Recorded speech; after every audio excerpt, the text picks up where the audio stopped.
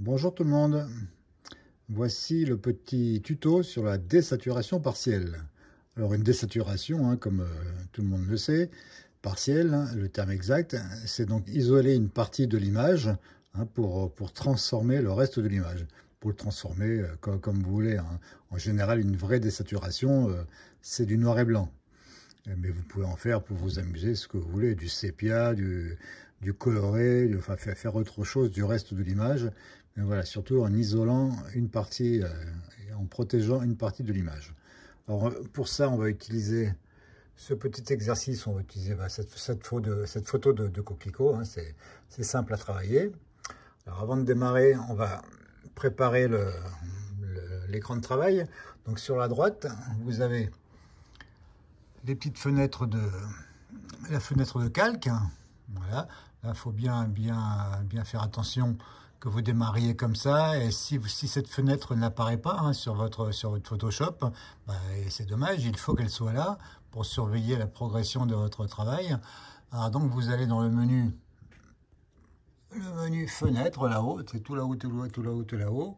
Donc voilà, et avec vous cliquez dessus et vous descendez jusqu'à la fenêtre calque. Voilà, la mienne elle est déjà sélectionnée puisqu'elle apparaît.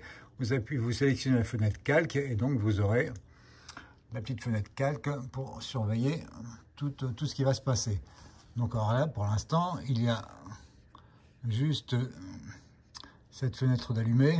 C'est tout simplement la photo que j'ai téléchargée. C'est les coquelicots, c'est l'image JPEG sur laquelle on va travailler. D'accord ? Elle va évoluer au fur et à mesure du boulot. Je reviens sur les coquelicots. Alors, pour créer une désaturation partielle, donc on va isoler une partie d'image. Je vais m'amuser sur ce coquelicot ici. Il faut créer une sélection. Alors, pour créer une sélection, comme son nom l'indique, on va utiliser les outils Photoshop de sélection. Ça, vous les avez à gauche, sur la barre d'outils. Cette barre-là. Alors, les outils de sélection, vous les avez tout en haut. Je vous montre, voilà, ils sont ici. Voilà, c'est jusqu'à l'outil de recadrage, parce que le recadrage c'est aussi, on va dire, un outil de sélection global. Voilà, nous, on va utiliser cet outil-là. En cliquant sur le clic droit, il y a 3 outils différents qui apparaissent. Ce sont des lassos. Des lassos, comme son nom l'indique, ça va entourer. Vous allez encercler, entourer la partie d'image que vous désirez sélectionner. Donc on ne va pas utiliser le premier, celui-là il est un petit peu large, mais il est bien aussi pour des zones géométriques assez faciles. Le deuxième, comme son nom l'indique, polygonal, pour tout ce qui est de forme carrée, rectangulaire, des grandes lignes droites, c'est parfait. Nous, on va plutôt utiliser le magnétique. C'est celui qui est déjà sélectionné dans mon outil. Il est bien pratique pour ça. Donc, vous le sélectionnez, donc, en cliquant dessus, évidemment, il apparaît là, et on file travailler sur le coquelicot. Alors, déjà, je vous en ai déjà parlé, pour bien travailler, surtout quand vous travaillez sur de la sélection, n'hésitez pas à grossir fortement votre image sur l'écran. Donc, moi, par contre, je ne vais pas le faire, je ne peux pas, parce que le téléphone dans une main et la souris dans l'autre, j'ai pas accès à mon clavier. C'est pas grave. Je vais me débrouiller du mieux possible, mais pour vous le faites, vous grossissez votre image au maximum sur votre écran. Comme ça, vous pourrez vraiment créer une sélection millimétrée. Donc, vous démarrez où vous voulez. On va démarrer ici. Un premier clic pour lancer la sélection. Et vous commencez à tracer le contour. Enfin, à suivre le contour, pas à le tracer. Vous voyez, et ça crée des points d'ancrage qui vont se coller le long du contour du coquelicot. Alors si ici il y a une petite erreur, un petit bug, si vous vous écartez un petit peu trop, un petit peu évidemment, pas trop, c'est pas dramatique. Photoshop est suffisamment intelligent pour, une fois la sélection terminée, il va recoller les points d'ancrage au plus proche. Il va se servir de ça, du contraste de couleur et d'arrière-plan.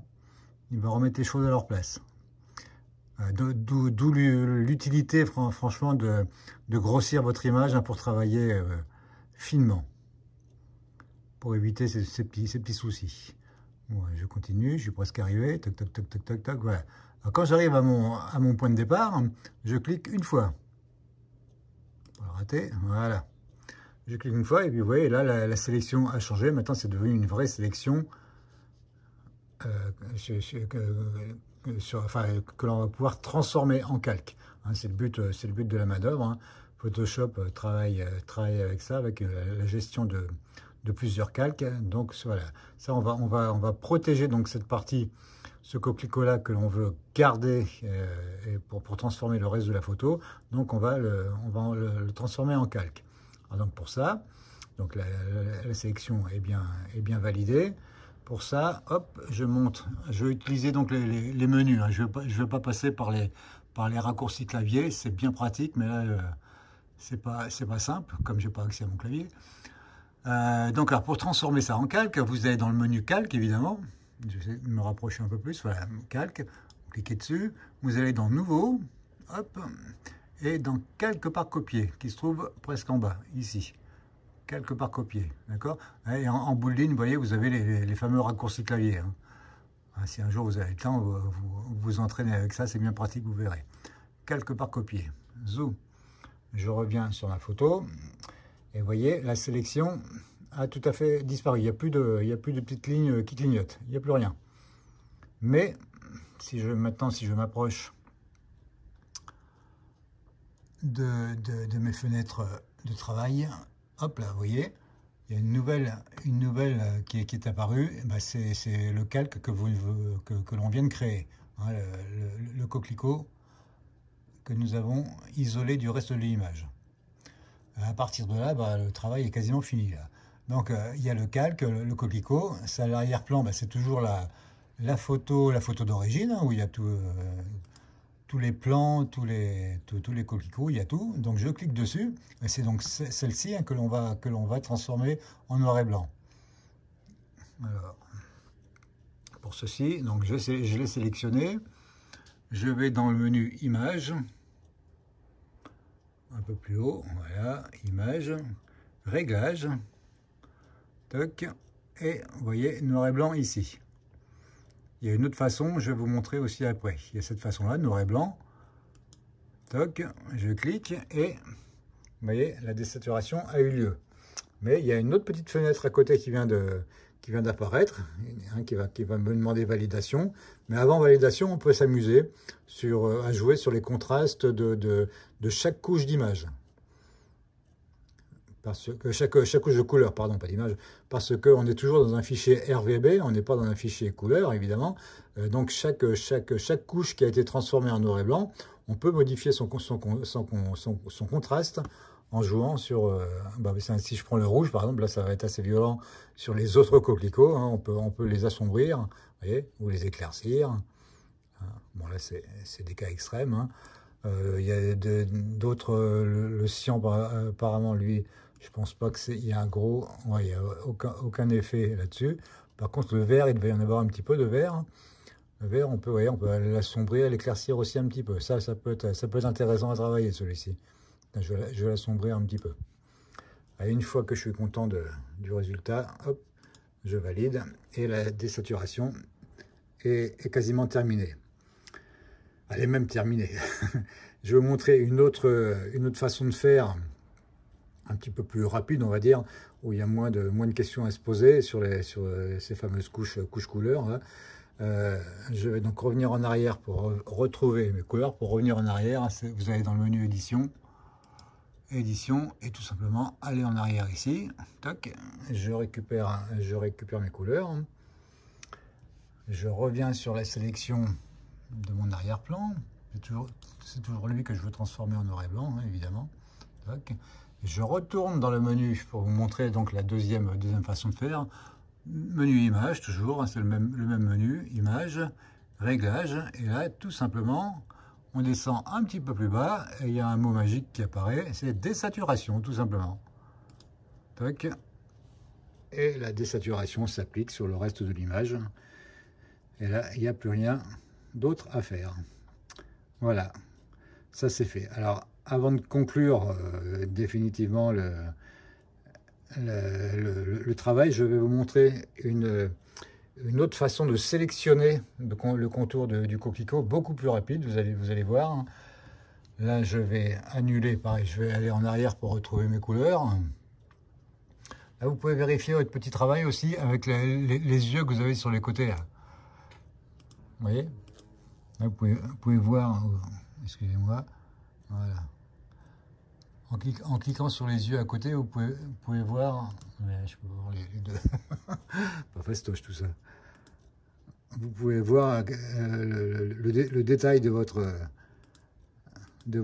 sélection. Alors donc, je vais récupérer mes couleurs. Comme tout à l'heure, je vais dans édition et je vais en arrière. Toc. J'ai récupéré mes couleurs. Je vais effacer le premier calque que l'on a réalisé. Viens ici, toi. Le premier calque, je vais l'effacer. Avec le clic droit, on va supprimer le calque, tout simplement. Il me demande de valider. Toc. Et là, on revient comme au début. D'accord? L'arrière-plan, donc la photo de base. Donc, là, je vais reprendre une sélection, mais vous allez voir avec un autre outil. Donc là, la première sélection, je l'avais faite, vous avez vu, avec donc l'outil magnétique, lasso magnétique, super pratique.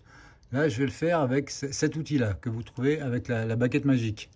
Alors, baguette magique, c'est pratique aussi pour ça, mais il faut s'y reprendre à plusieurs fois pour compléter une sélection. L'avantage de celui-ci, à la sélection rapide, pour des grosses masses colorées comme ça, c'est hyper pratique. Donc vous sélectionnez ça, ça s'appelle donc la sélection rapide, comme son nom l'indique. Je viens sur les bords de mon sujet, je me mets vraiment sur le bord et vous allez voir, donc je clique et je descends. Voilà, et là c'est fait, vous avez vu, un demi-clic de souris, la sélection a été faite et en plus là très précisément. Là. Donc bah, la suite, vous la connaissez, on transforme ça en calque. Donc, calque, nouveau, calque par copier, toc, la sélection qui disparaît et le calque qui apparaît ici. Voilà, je sélectionne mon arrière-plan que je vais transformer en noir et blanc. Je reviens ici dans image, réglage, je vais aller pour gagner du temps directement désaturation. Voilà. Voilà, je vais montrer les deux façons les plus rapides pour créer une sélection, mais vraiment uniquement sur des grosses masses uniformes, hein, de même couleur. Là, c'est hyper simple et hyper facile, autant avec le magnétique et surtout avec la sélection rapide, l'outil de sélection rapide. Voilà. Alors, pour valider, pour terminer complètement l'exercice, hein, on ne va pas garder ces deux calques, ces deux éléments comme ça. Il faut pour pouvoir enregistrer la photo en format JPEG, hein, pour pouvoir l'utiliser pour ce que vous voulez, hein, votre usage perso, des mails, tout ça, pour pouvoir la partager. Il faut que ce soit un fichier JPEG. Donc ces deux fenêtres-là doivent devenir plus qu'une, arrière-plan surtout. Donc on va écraser les calques, écraser l'image. Vous allez dans le menu calque, ici, et ça se passe tout en bas, tout en bas, tout en bas. Et aplatir l'image. Hop là, voilà. Je reviens sur ma fenêtre pour vous montrer. Et vous voyez, il n'y en a plus qu'une. Il n'y en a plus qu'une. Et là, le travail est terminé. La désaturation est faite. Et là, vous pouvez enregistrer sous votre image pour l'utiliser comme bon vous semble.